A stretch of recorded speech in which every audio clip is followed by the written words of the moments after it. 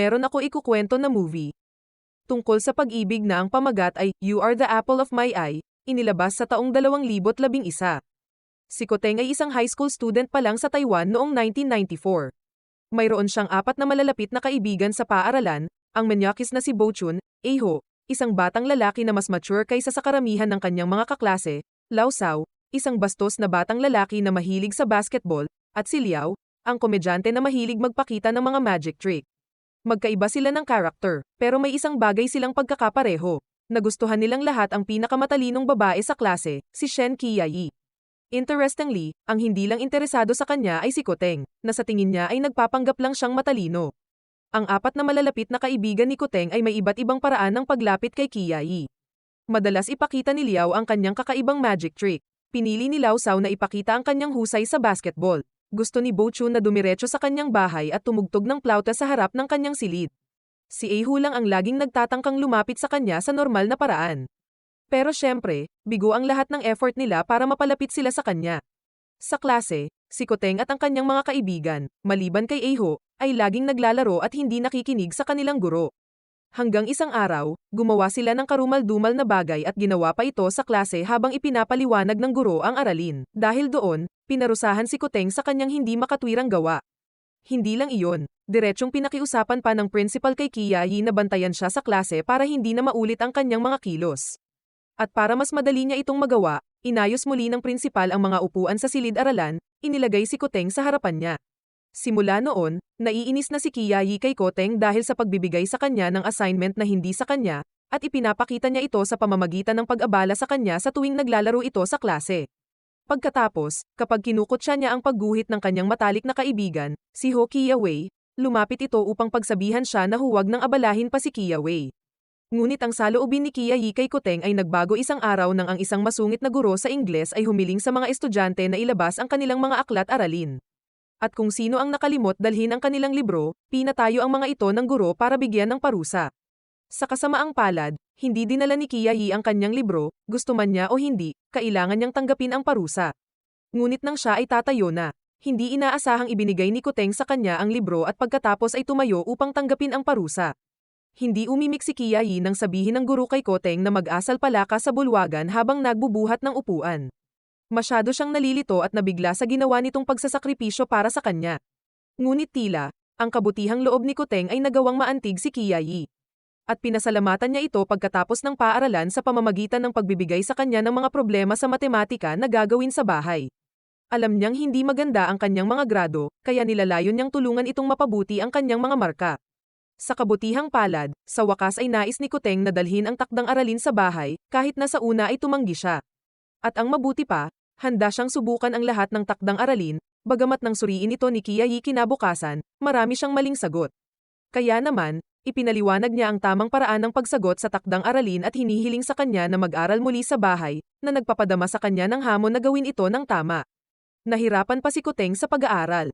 Ngunit sa wakas ay nagbunga ang lahat ng kanyang pagsusumikap ng ipamahagi ng guro ang resulta ng pagsusulit.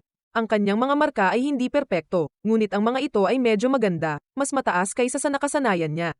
Hindi maaaring hindi nasiyahan si Qiayi sa kanyang improvement. Gayunpaman, hindi ito nangangahulugan na ang sesyon ng pag-aaral ay tapos na. Malapit na ang mga pagsusulit, at iyon ang dahilan kung bakit inaanyayahan ni Qiayi si Koteng na mag-aral ng magkasama sa paaralan sa gabi.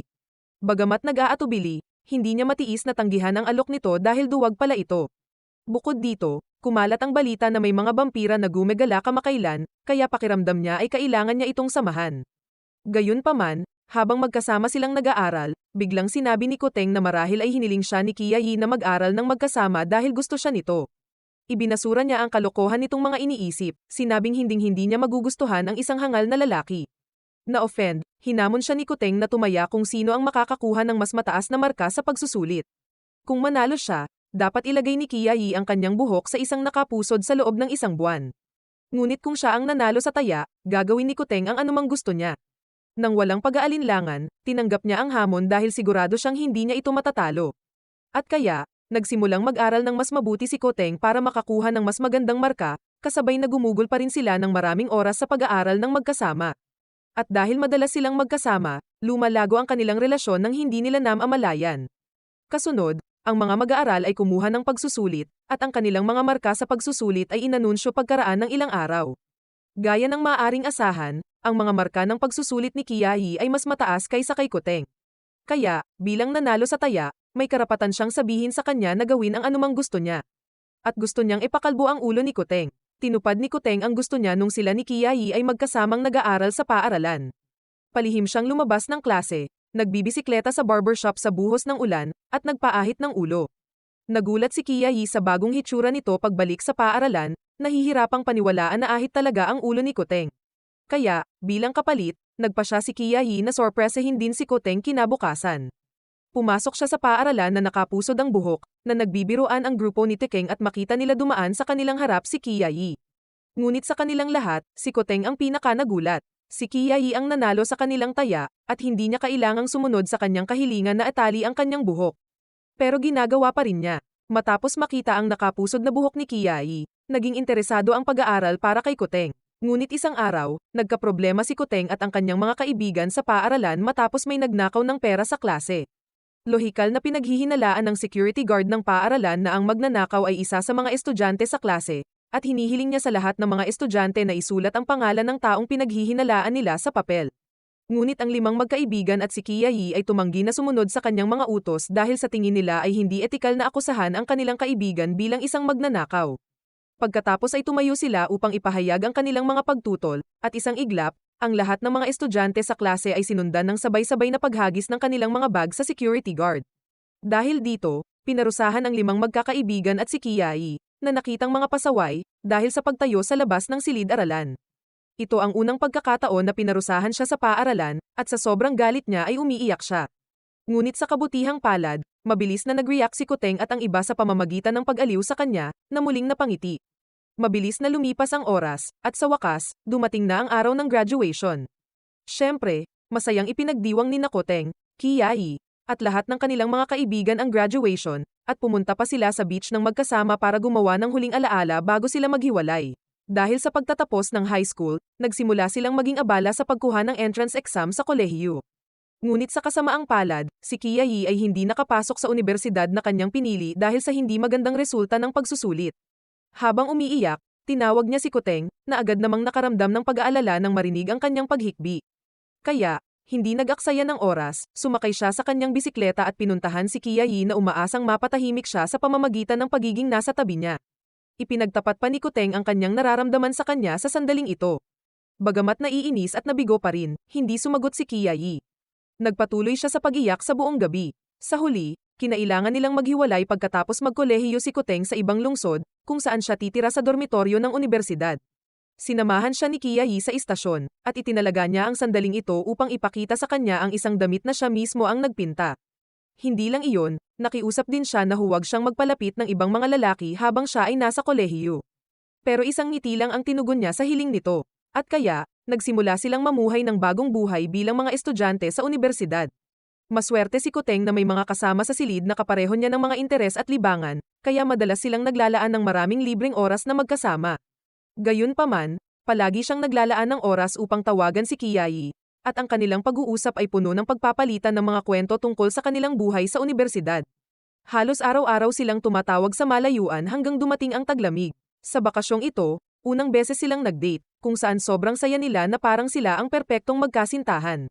Gayunpaman, hindi pa rin nila ginagawang opisyal ang kanilang relasyon. Tila gustong makita ni Qiayi kung talagang gusto siya ni Koteng, kaya tinanong niya ito ng diretso habang naglalakad sila sa riles ng tren. Si Koteng, syempre, ay hindi nagbabago sa kanyang sagot, talagang gusto niya siya, at crush niya ito mula noong high school. Pero, parang gusto pa niyang makasigurado, ibinunyag niyang may iba pa siyang aspeto na karapat-dapat siyang kamuhian. Tulad ng, halimbawa, siya ay isang magagalitin na tao at maaaring makipag-away sa kanyang kapatid na babae dahil sa maliliit na issue.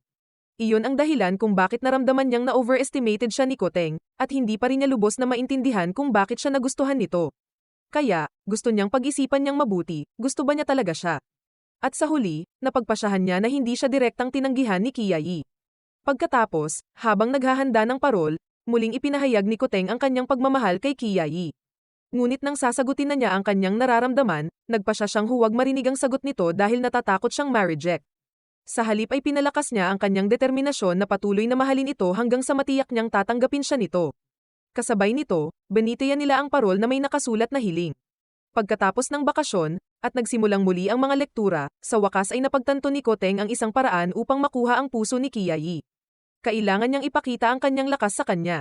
At para magawa iyon, nag-organisa siya ng fighting competition sa pagitan ng mga estudyante sa kanyang universidad bago ito sabihin sa kanya, umaasang darating siya para panoorin siyang lumaban at humanga sa kanyang hindi kapanipani walang lakas. Ngunit taliwas sa kanyang inaasahan, iniisip ni Kiai na ang ideya ng isang fighting tournament ay parang bata. Naisip niya na kailangan niyang saktan ang sarili sa hindi malamang dahilan. Si Koteng, gayunpaman, ay hindi lubos na naiintindihan ang kahulugan ng mga salita ni Kiai. Kaya naman, ipinagpatuloy niya ang laban gaya ng plano. Natupad ang hiling ni Koteng. Dumating si Kiai sa laban dahil nag-aalala siya sa kanya pagkatapos ng lahat. Gayunpaman, hindi siya lubos na humanga sa laban. Kaya naman, pagkatapos ng laban, naghintay siya sa harap ng dormitoryo nito, kung saan pinagalitan niya kaagad nang makita niya ito. Hindi niya maintindihan kung bakit niya sasaktan ang sarili sa hindi malamang dahilan at tinawag siyang napakabata. Ngunit tiyak na hindi matatanggap ni Koteng ang pagiging insulto ng ganoon. Lalong lumakas ang kanilang pagtatalo hanggang sa pinagbawalan niya itong lumapit sa kanya. Sa pakiramdam na wala na siyang magagawa para baguhin ang isip niya, ginawa ni Koteng ang gusto niya. Tumalikod siya at iniwan siyang mag-isa, hindi niya namalayang umiiyak si Kiai sa likuran niya. Matapos makipaghiwalay kay Kiai, hindi na siya muling nakipag-ugnayan sa kanya. Namumuhay siya sa kanyang mga araw gaya ng dati sa kabila ng nakabukas na sugat sa puso niya. Para naman kay Kiai, nalaman ni Eho na nagkaroon sila ng malaking away ni Koteng, at agad niyang ginamit ang sandaling iyon para pasayahin siya. Dahil sa pagpupursige niyang lapitan siya ay handa siyang tanggapin siya bilang nobyo. Ngunit hindi nagtagal ang kanilang relasyon, sa kasamaang palad. Sa huli, kinailangan nilang maghiwalay pagkatapos na malaman ni Kiai na hindi niya talaga mahal si Eho. Pagkatapos, noong 1999, niyanig ng malakas na lindol noong ika-21 ng Setyembre sa Chichi, at naramdaman ang pagyanig sa dormitoryo ni Koteng. Dahil ang epicenter ng lindol ay kung nasaan si Kiai, pagkatapos ay tumakbo siya palabas ng campus upang makakuha ng signal ng cellphone. Pagkakuha pa lang niya ng signal ay agad niya itong kinontak, buti na lang at hindi siya naapektuhan ng lindol. Matapos ang 2 taon na hindi nag-uusap sa isa't isa, si Koteng at Kiai sa wakas ay nagsimulang muli sa pag-uusap. At ginamit niya ang pagkakataong ito para tanungin kung may boyfriend na ba siya ngayon. Sa halip na direktang sagutin ang tanong, sinabi niyang nahirapan siyang tanggapin ang pag-ibig ng ibang tao matapos na mahalin ng husto si Koteng. Nang marinig ang paliwanag na iyon, tinanong niya kung bakit hindi niya sinagot ang kanyang damdamin noong araw na pinalipad nila ang parol, na sinagot niya ito ay dahil talagang nag-e-enjoy siya sa mga oras na sinusubukan nitong mapalapit sa kanya. Sabi ng mga tao, mabilis na nawawala ang pag-ibig kapag palaging nagde-date ang dalawang nag-iibigan. Kaya, nagpa siyang hayaan si Koteng na habulin pa siya. Tinapos nila ang kanilang pag-uusap sa gabing iyon sa pamamagitan ng pasasalamat sa isa't isa. Matapos makapagtapos ng kolehiyo si Koteng, siya ay naging isang manunulat at nagpa siya na simulan ang kanyang karera sa pamamagitan ng pagsulat ng kanyang kwento ng buhay sa isang libro. Samantala, si Eho ay nasa larangan ng insurance, si Lao Sao ay nagtrabaho bilang isang agent ng kotse na may kamanghamanghang bilang ng mga benta. Naging librarian si Liao at madalas pa ring nagpapakita ng kanyang mga magic tricks sa mga bisita, habang pinili ni Bo Chu na ipagpatuloy ang pag-aaral ng kanyang master sa Estados Unidos. At ang panghuli, si Ho Kia-wei, ang matalik na kaibigan ni Kiai, na dating kinukutya ni Koteng dahil mahilig siyang gumuhit ng mga kakaibang bagay, ay naging isang napakamatagumpay na manga artist. Kaya, ano ang tungkol kay Kiai? Nakipag-ugnayan siya kay Koteng isang araw noong 2005, ipinaalam sa kanya na ikakasal na siya. At kaya, sa araw ng kasal ni Kiai, muling nakipagkita si Koteng sa kanyang mga kaibigan sa high school, at nagbibiroan sila sa isa't isa tulad ng noong unang panahon. At nagsimulang tumahimik ang mga pangyayari, senyales na papasok na ang mag-asawa sa silid. Nang makitang nakangiti si Kiai sa damit pangkasal, maging si Koteng ay hindi mapigil ang mapangiti. Masaya siya na ang babaeng minahal niya sa nakalipas na 11 taon ay natagpuan ang kanyang soulmate, bagamat ang nakakatawa ay mukhang mas matanda sa kanya ang kanyang soulmate. Ilang sandali pa, si Koteng at ang iba ay nagpakuha ng litrato sa bagong kasal. At dahil lahat sila ay nagbigay ng mga regalo sa kasal, ang biro ng mga kaibigan ni Koteng na dapat ay pinayagan sila ng asawa ni Kiai na halikan ang bride. Sa hindi inaasahang pagkakataon, pinayagan niya silang gawin iyon. Pero sa isang kondisyon, kailangan muna nila siyang halikan bago halikan si Kiai. Tinanggap ni Koteng ang isang kondisyon na iyon nang hindi na kailangang mag-isip ng 2 beses.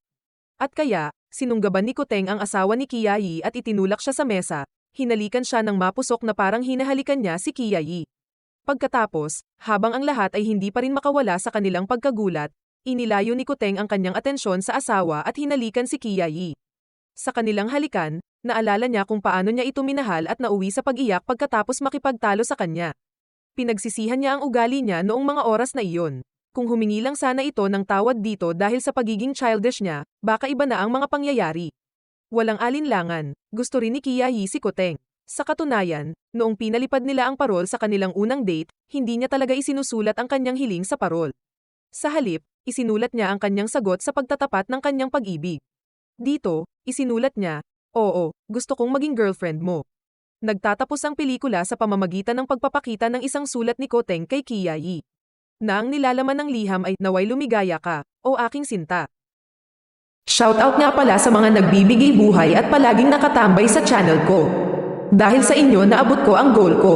Christopher Varela, Jerzon, Kat Lea, Lando, Ronald de los Santos, Ronel Tanquion, Bernadette Real, Alejandro Verona, Wilfred Alminario, John Arvin Malanon, Ever Magdawat, Brian Bernal, Les GY, Allen Montemar alias Kulafu, Baitong Palen Alice, ML Channel, Prince Montserrat, Erickson Labaw, Roy Simeon Loyola, John Ray Esperanza, Vanessa Rachel Apuya, Claire Manata, Junior Halapayden, Del Anthony TV, Omega Twist Taker 08, Raymar Rances, Angelica Gozem, Roland Generi, Junior Inuyasha, Ishika Asha Del Rosario, Claire Manata, Kuya Junjun TV 81, Mga Kawasak TV, John Gamang Vlog, Chari May Beliganyo alias Axel Namuwag, Chard Pogi, Ret Ard, Swen Swen Bulat Ag, John Rex Mercado, Ish RTV, JJJ, Bernard Arm Ainel,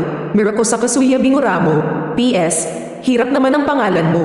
Emer Ortiz, Rene Ferrer, Randy Zosa, Virgilia Kabangisan, JCK Videos TV, Jingle Balala, Kapatid, AC Onrubia, Charity Kendalia, Rosemary Tioxon, at Jesse James Petoller.